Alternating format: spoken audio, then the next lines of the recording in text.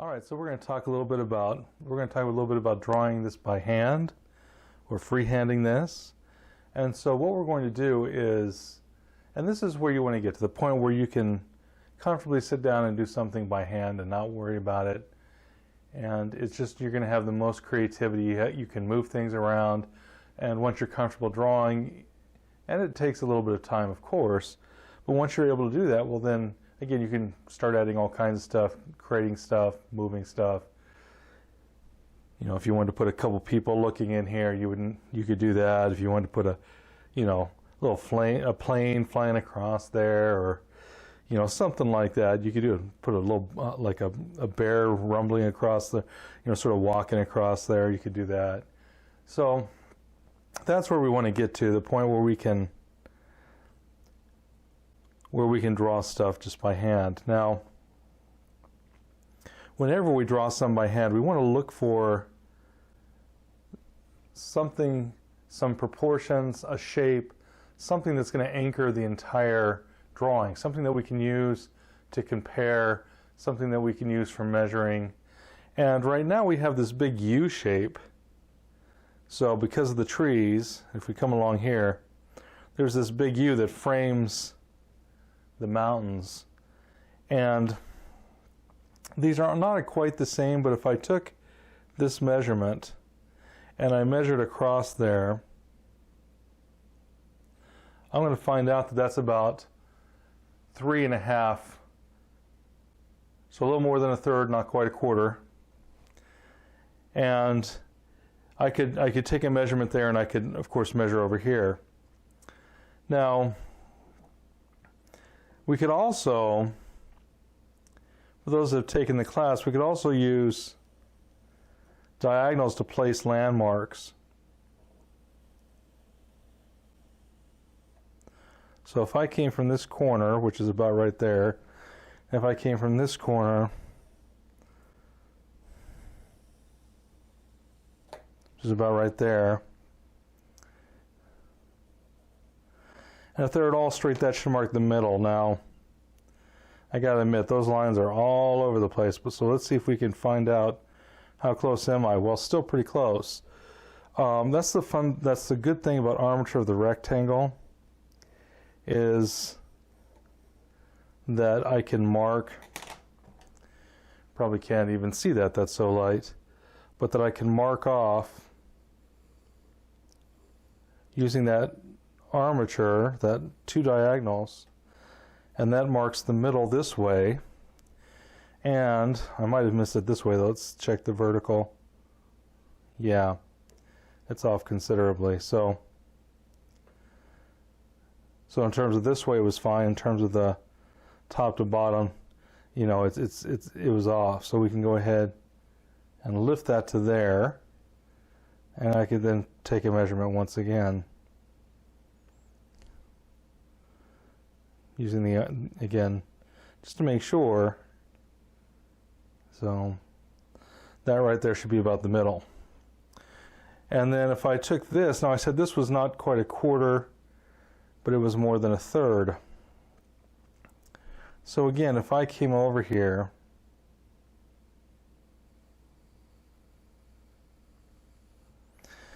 and I divide this in half that way, and if I divided this in half this way,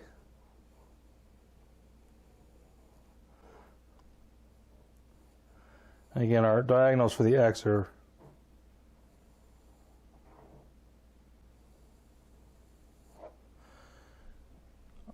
off a bit, so we'd want to go, look, if this is the middle, let's go ahead and get this diagonal.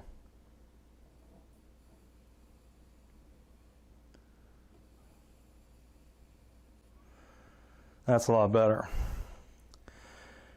And the reason that's important is because I'm going to use the armature to find a third. And the way we do that is we come from the midpoint. We need a lot straighter than that, and a little straighter than that. So let's go ahead and again come from this point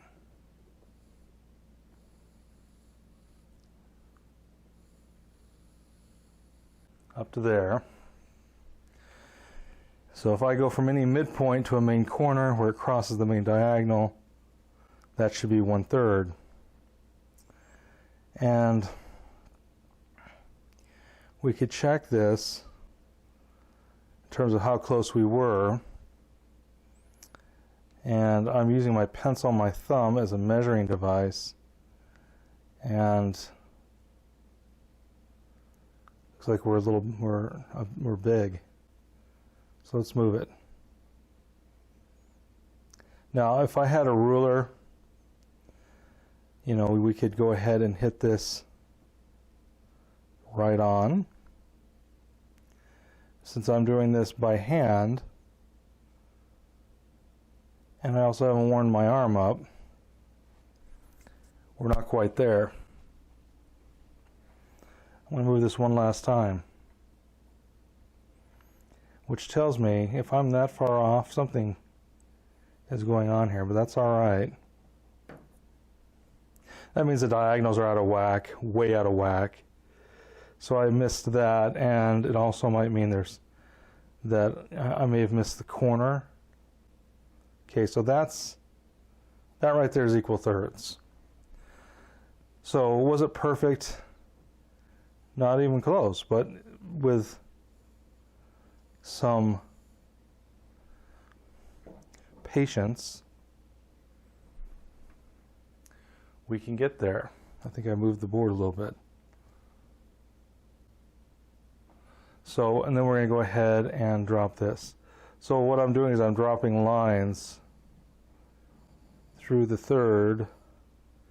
So that's my 1/3 mark. Now, if I took this, one of these, and I went from corner to corner, if I did this correctly, this should be 1/4. So I'm going to go ahead and measure this and measure that. Not too bad. So this right here is 1/4.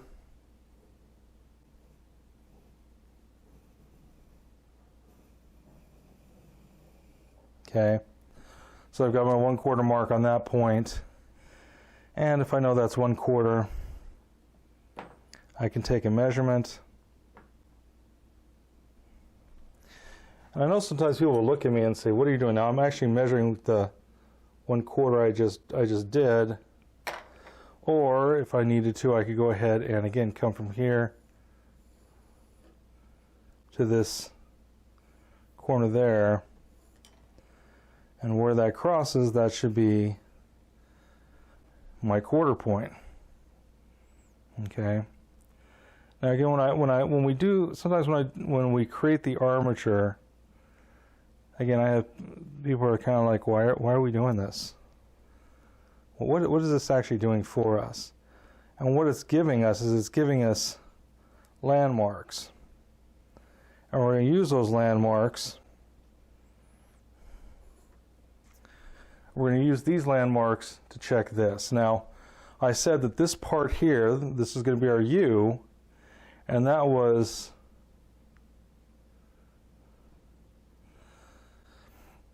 not quite 1/3 and not quite 1/4. So if it was 1/4, it'd be here, right? What if I split the difference between the two?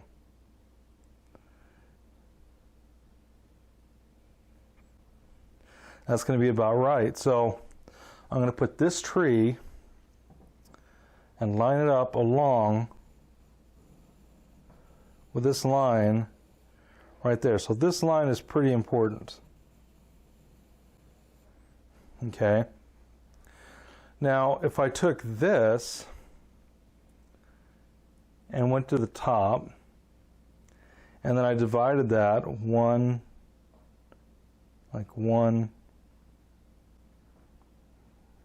2, 3, 4, 5, 6. So that's about 1/6 of the way down.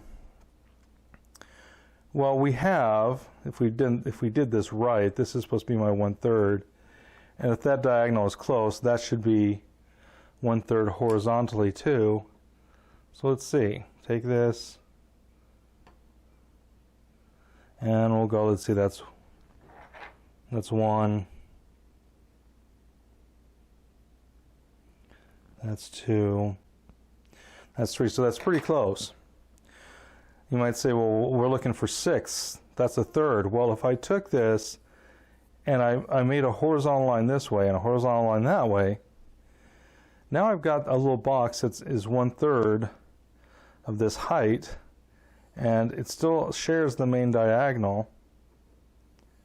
And if we take this main diagonal and we cut that in half, this right here should now be 1/6. Now I think it was just a little bit above 1/6, but this is where that mountain is going to enter my picture.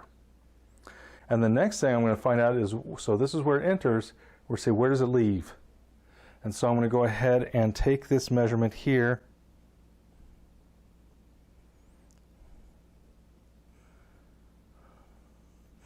take that measurement there, and it's above the halfway mark. And I'm going to check to see, I'm going to guesstimate it's there. It's probably at the, it's not quite a 3/5, but and it's not quite 2/3. That's pretty close, but I think mine's just a little bit too short.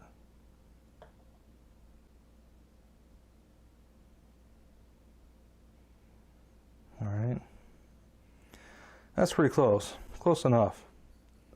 So this will be where it starts, that'll be where it leaves. So this is pretty important because this diagonal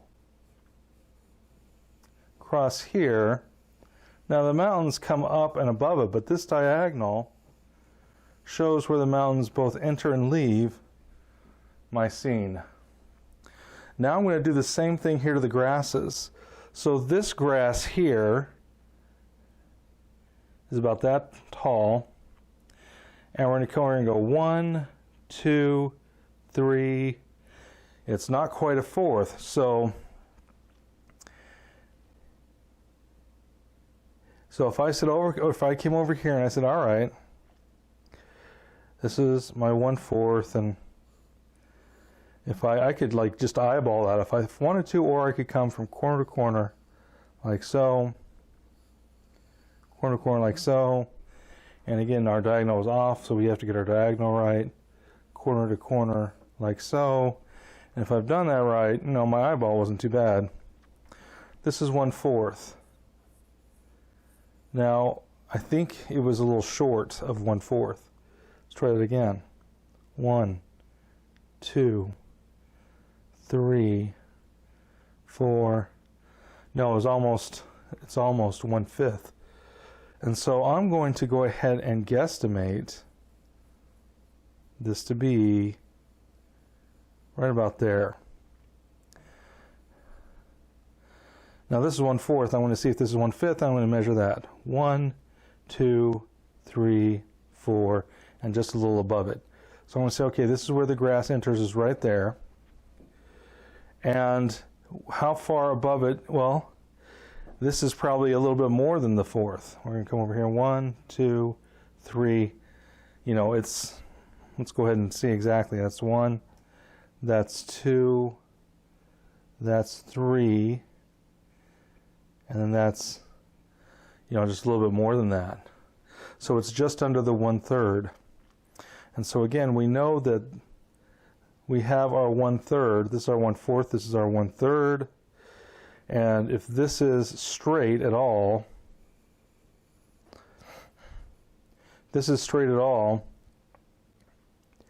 I should be able to come over here, pardon me, I should be able to pull this straight over, because this is where the 1/3 meets the diagonal. That means if I run a horizontal line, that should be 1/3 going this way. And it's just under the 1/3. So I'm going to first check if that's a third. So we're going to go ahead and go, let's see, 1, 2. So that's just about a third, but then it's just under it a little bit. So I'm going to go ahead and go, let's check that. That'll be 1, 2, 3, and again just a little bit. So I think that's fine. So this will be the diagonal of the ground. Okay. These are pretty important things to be able to define. The water line back here, if I take the water line, again it's under a third, and so if this is my 1/3 and I brought this straight on over, this is this is actually that's just above the 1/3, but I think I'll use that anyway. So we'll go ahead, and this is close enough, and we'll bring this, and this will be my lake. So what we're going to do now, normally I would have done this with a different type of charcoal so I could wipe it away. I'm going to see if I can just wipe some of this down just a bit. And then again, we're going to take this guy and see where he is. So that goes to there, and that's going to be what, 1,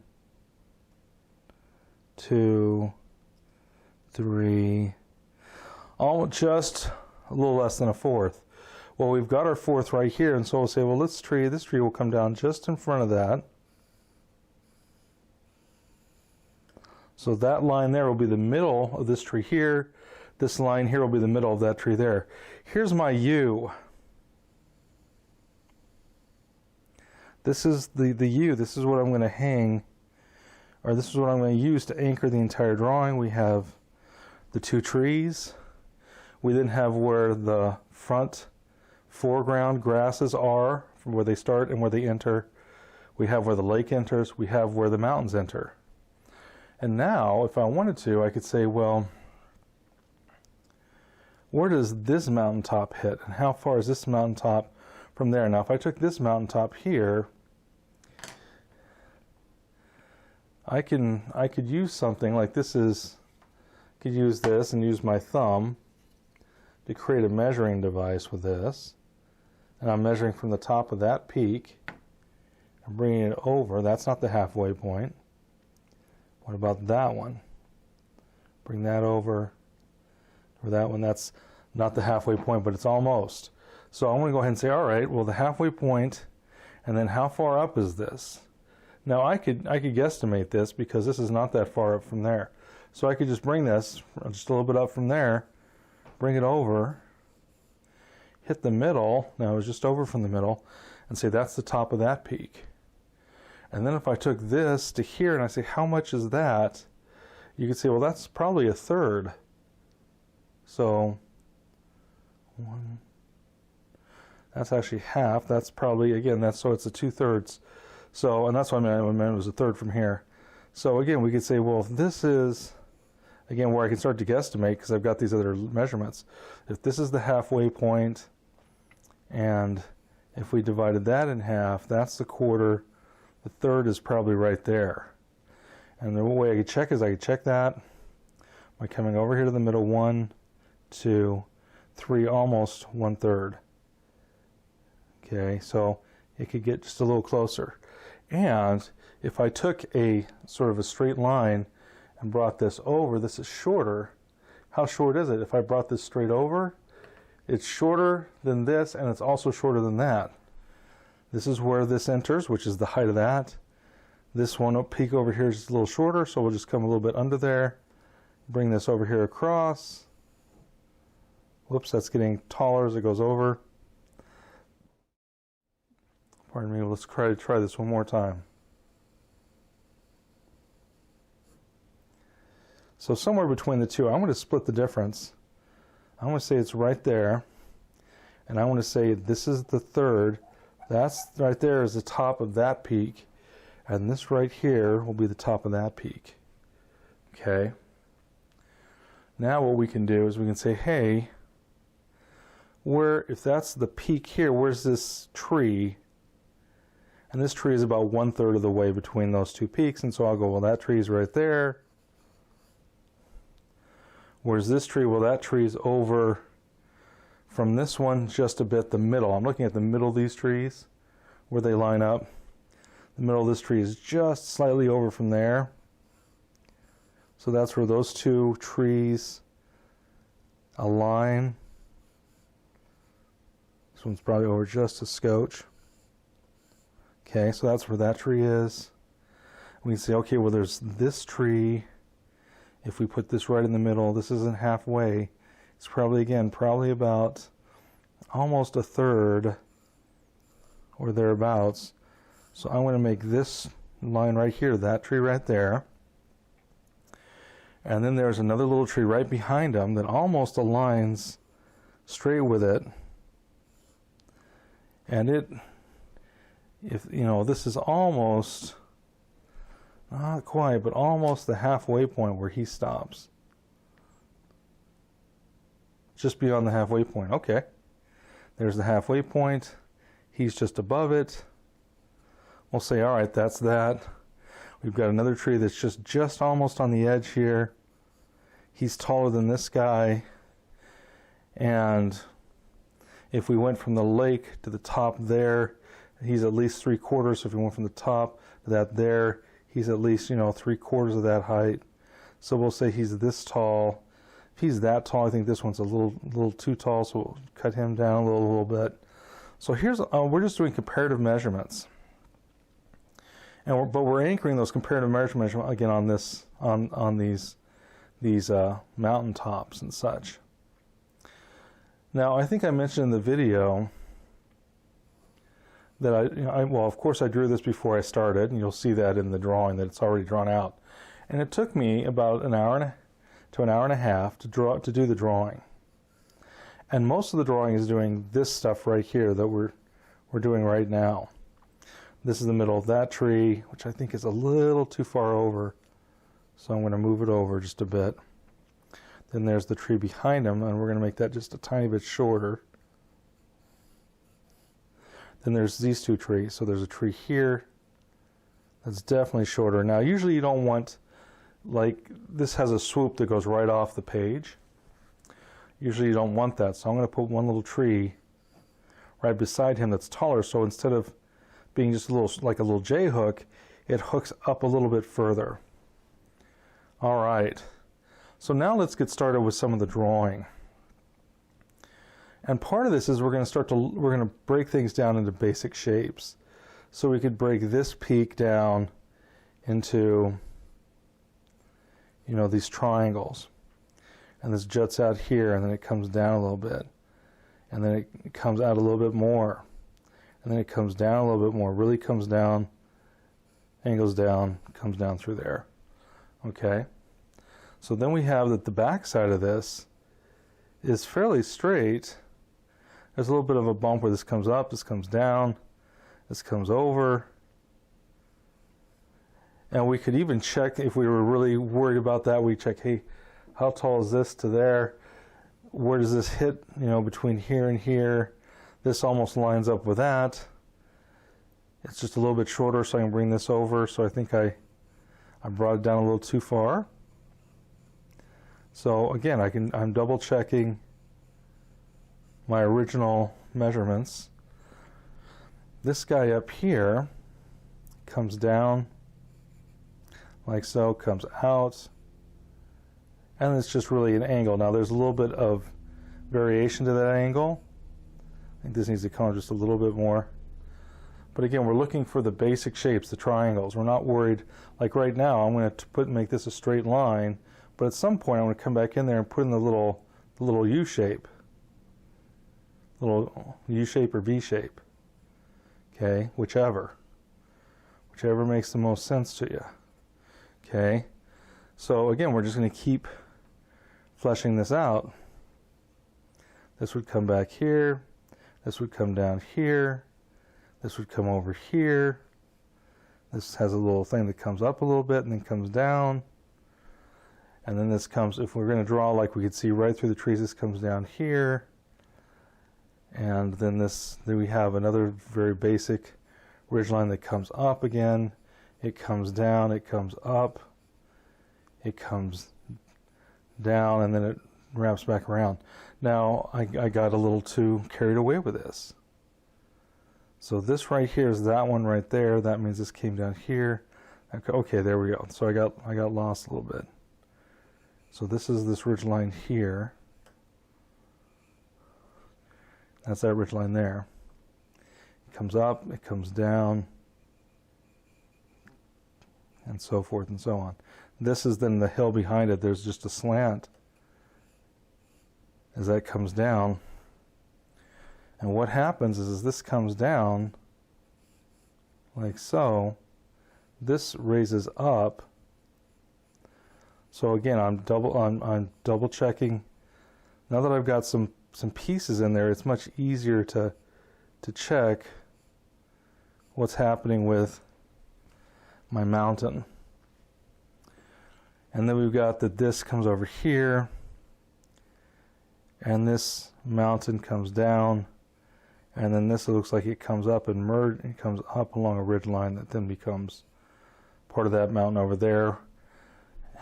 Or, yeah, okay.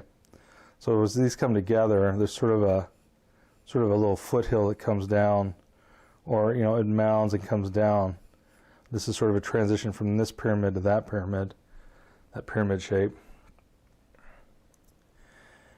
And then we say, all right, well, where's this? Well, if this is the lake, see how tall this distant hill is.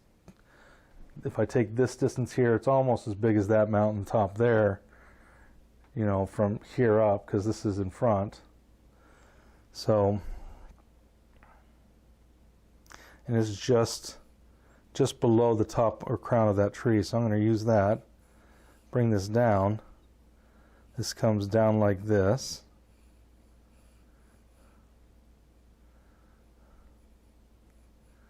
And then we've got some distant hills that come in front of it like this, down here, over, down,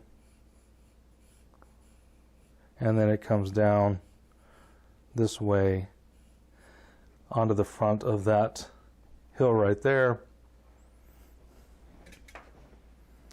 And we're just going to keep on drawing this thing. We're going to say, all right, let's say we have another hill. This is this hill that comes and is in front of this hill here. So that's now in front. Okay. And again, I would usually be doing this much lighter, so I could erase this very easily.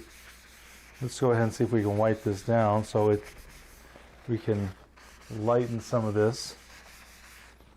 The next thing we're going to do is we can start to put in more information. So if we're like, look, this has this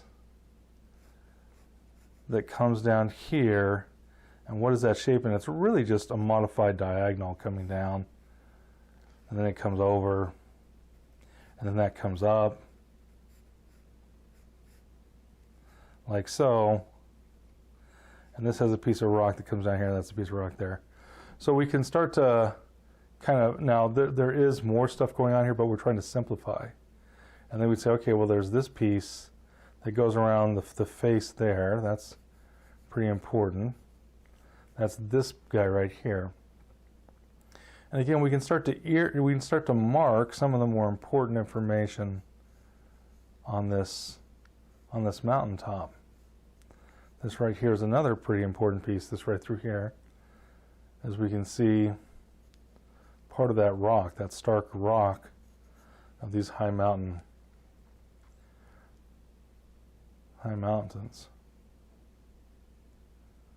And then this comes down here like so. There's a little, this is, kind of rises up, and then there's sort of like a little chasm running down there. So this comes over here up and around. This comes off this shelf, and again it dives into that ravine. But we could start to break up some of the puzzle pieces. In other words, this is that mountain, and there's another hilltop behind that. There's an overlap, and then behind that there's another overlap. And so again, we can use this to start to create some of the illusion of depth in there. This comes over here, and this I needs to come around a little bit higher, but this comes down, and then it comes down, it hits this distant hill. This also comes up. There's a hill that comes up, the hillside, the mountainside, I guess I should say, and then we hit sort of the foot of the mountain where the mountain anchors to that hill, and then it comes on the backside. So these mountains have these wonderful bits and pieces happening with them. There's this shelf that comes down, and this shelf then opens up around here, and then you've got there's this sort of the shelf over here, and these bigger islands, and this is the sunnier side, and this is the glacial side of that mountain. And again, we can start to, this is some of the snow coming down. This is the peak behind it again, where it's catching more warmth, and so there's no snow on it. This piece right here. So again, we could start to design these hilltops. So this comes here. Gotcha. Okay, so I took a piece off of the mountain before. All right. And we have like a bit of snow coming here. And there's lots of snow. We don't want to get lost in the snow. But what we're looking for is this basic shape that we can then modify later. And again, I would be doing this very, very light, but we're looking for this shape here and this shape. This is this mountain top coming down through here. This is this mountain top coming through there. Then we have this mountaintop rising up, and it comes here, comes there, comes up, levels off like it's a broken tooth or something. That's why these are called the Sawtooth Mountains. And then it comes down. So we've defined the back mountainscape. For the most part, these are what we're going to be dealing with, these very basic shapes. Okay. And then we've got this back here is the lake shoreline. And so we've got, with this lake shoreline, we've got these distant trees along the shore. And they're going to again be triangular. And they've got to be small enough. They can't be too big. These might be a little on the big side. I should have put my other, that's all right, I can always make them smaller. But this is just to remind me that, hey, these trees on the far distant shore are the biggest trees of anything in the background. Okay, I guess we could say these are maybe the middle ground trees, and these would be the background. And these are much bigger than these little tiny, dots on that far distant.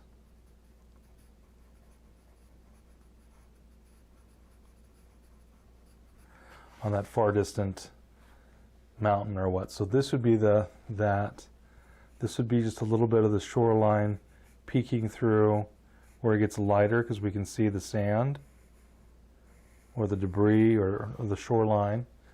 And then if we want to, we could go ahead and say, hey, let's, we could start to describe some of the main shadows that are coming through here.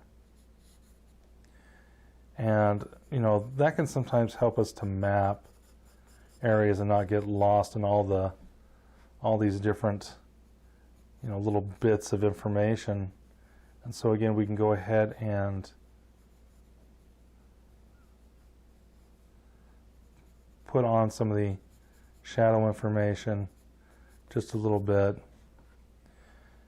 And if this is all in shadow, now I blew this out quite a bit, but this is all in shadow, and then the distant piece actually gets a little bit of light on it. So this right here is all basically again in shadow, and then until it hits and turns the corner, the light's hitting it here. This over here is all in shadow. This sheer rock wall is in shadow until again it hits here where the sun is lighting it up. We then have, again, this is in shadow.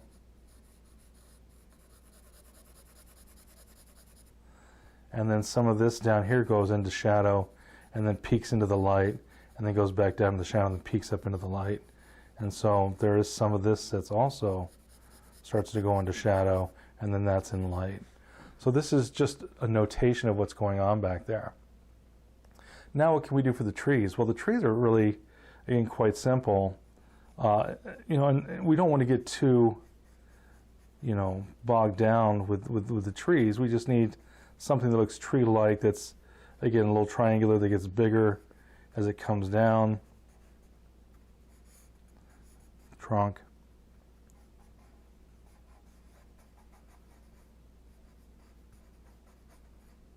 Distant tree. Smaller tree. Bigger tree. And then that goes off the page. So all these trees, we can make these a little darker.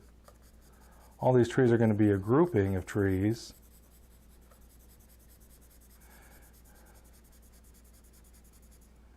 And again, we went ahead and made that probably, got a little big, but that's all right. Again, our 4 tree is the one we're going to see the most. Over here, we're just going to see the edges of these trees. So we've got that tree, and then we've got this tree. Again, we're going to keep this pretty simple to begin with. These are important trees. I don't want to blow them off or make them seem like they're not important, but we also don't want to get too lost in all the details. So we are going to kind of chunk them up. We're going to simplify, and so we're going to take our eyes out of focus and what are the main shapes. So like for this, it almost starts to have a 4-leaf clover look, but there's little sky holes that are between some of these that I'll come back and I'll darken some places and I'll leave the holes between them. And you'll see that in the drawing, because the drawing I start looks about like this. It's very chunky, very simplified shapes. And again, we don't want little tiny splotches everywhere. If you do that, it'll start to look like the tree is not a tree at all. If you're not careful. And so again, that's enough information for this. So again, be that main tree. And again, there's much more complexity that we're going to deal with later. These are just placeholders. Okay, this is not a portrait of the scene. We're not going to take 4 weeks to draw this. Okay, so we really want to keep it still faithful to what we're looking at, but we're not going to agonize for 16 hours trying to do a super highly accurate drawing, or 20 hours doing an accurate drawing. You might think I'm exaggerating, but I've done photorealism for clients, and I've spent that kind of time on stuff where they want a portrait, but what we're trying to do is give something that looks faithful to the scene. Now again, I leave this tree out and this tree out in my own drawing, but we're going to put this in for this. And if we're going to put this in, I'm going to overlap these two, because otherwise they look like they're fighting for attention, whereas together they make a grouping. So these two guys together, and then there's a third tree over here, sort of the little brother. And so we're going to go ahead and put him in. Okay. And again, these are all just placeholders. I can't stress that enough. That, again, I do this really, really lightly. So if this seems really, really dark, I wouldn't do it this dark. When I do it very lightly, and then I go in and I make it darker. I sneak up on the details. This is just, again, a placeholder, and I will rework that. And sometimes I'll rework it pretty drastically because it's not doing what I want. The shape isn't interesting, or it seems to be in the wrong place, or these needles need to open up, or there's little things like that. So there's this tree here.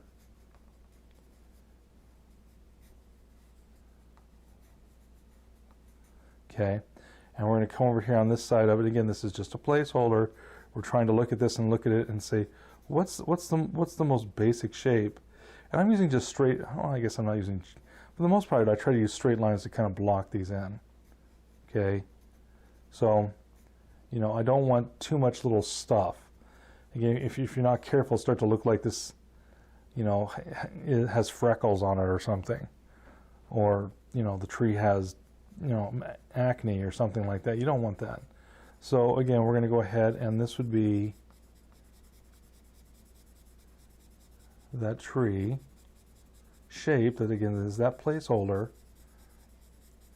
And if these are even close to the right proportions, if I have any sort of sensitivity to the shapes, it's going to start to feel like that scene, even though it's not the exact scene. And even though everything is not completely exact, it will still feel like it has,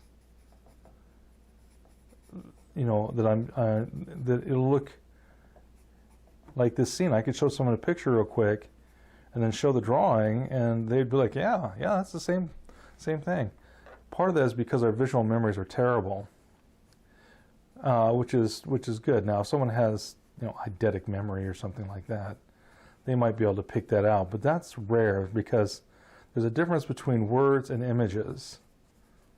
And most people's minds, 99.999% of the people out there, do not have the ability to recall to the minutest detail those sorts of things. Now, I've heard tale of people that can do that, but I've never met one. And none of the artists that I've met, and there are some pretty good ones, they can paint from their imagination and make it look like you swear you've been to that place, but they can't look at a picture for 5 minutes and then look at a painting for 5 minutes and then start picking out what the differences are. There's just too much information. There's literally tens of thousands, millions of little tiny dots and you know, dashes and, you know, just all kinds of information in here for the brain to try to track. And it's, again, you'd have to have somebody with a pretty superior sort of intellect, you know, a mind that's, you know, to be able to do that. It's just not something. Now, there's a little pine tree behind this guy, and they kind of merge. So, I think I took that guy out too, because he was a little, it just, you start to go, what is what? You know, which is it? And it just didn't do it for me, so I took it out. It didn't look like it belonged, is what I meant by that. So, again, we have this tree here, and now we have all our foreground trees. Where are we going to go from here? Well, we're going to put on just some basic ideas of the grasses. Again, these are now that I've got this back here, do these trees look too big? I don't think they do. These short trees look like they'll be fine. So that's good. Sometimes you can't tell until you get the foreground in. Now we got to do the grasses. Well, the grass comes down a little bit through here, right? And then the grass comes up, and then it comes way up. Okay, so this irregular, I think I went a little bit too nuts in a couple places, so I'm going to bring it back in a couple places. This needs, I think, to be up just a little bit more. I think this got a little bit too low, maybe through there. But that's all right. This is the irregular line of those foreground grasses. Now, there's a little bit of wildflowers, and if I look at it, it has sort of this little amorphous sort of Minecraft, you know, blocky look to it. So I'm going to put something like that. Okay, that's that there. There's also these front grasses that come down, and they end right about here. Now that looks like that might be about the middle. So usually you don't want to end something around the middle. You either want to make it go further than the middle or bring it back. I'm going to bring it back. So again, there's this little foreground grass that comes a little bit in front of those flowers right there. This is the tall parts, then it lays down. This is shorter grass, and then it's tall again. So I'm going to come to this taller stuff, and it overlaps, and it breaks into here. Whoops.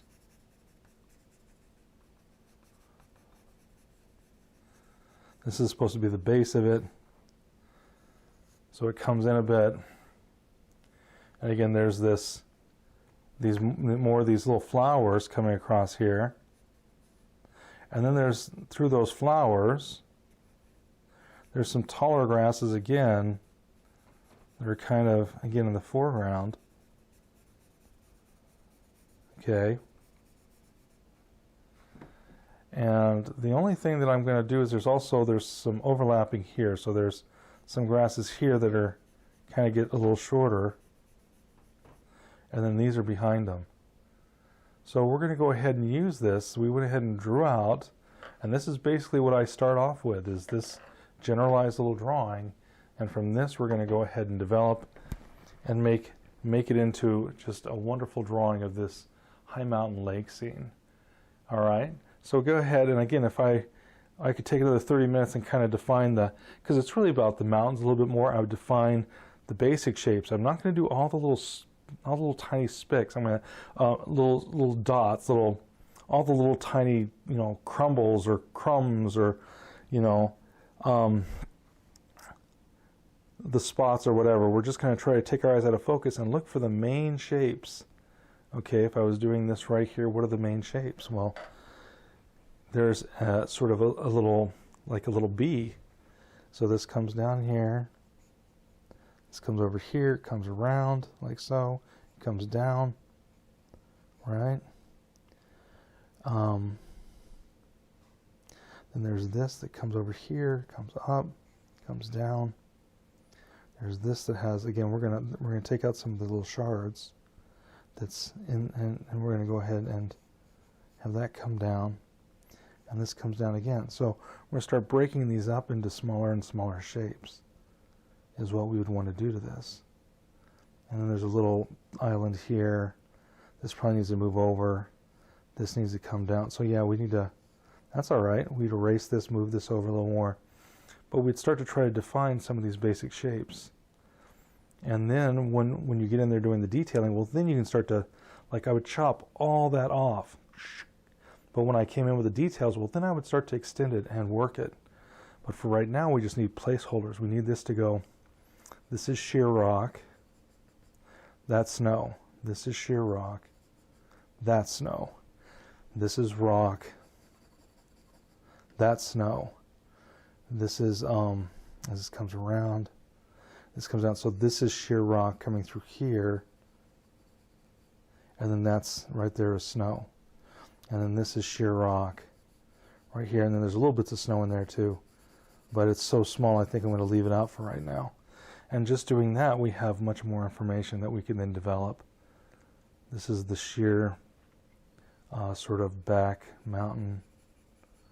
We go ahead and just darken that a little bit. And again, this is all we need. With this, we're going to go ahead and try to create this so that we can, take and put our values and details onto us and make it a wonderful little drawing of a mountain scene. So this is how I want you to attack it if you're going to draw it by hand.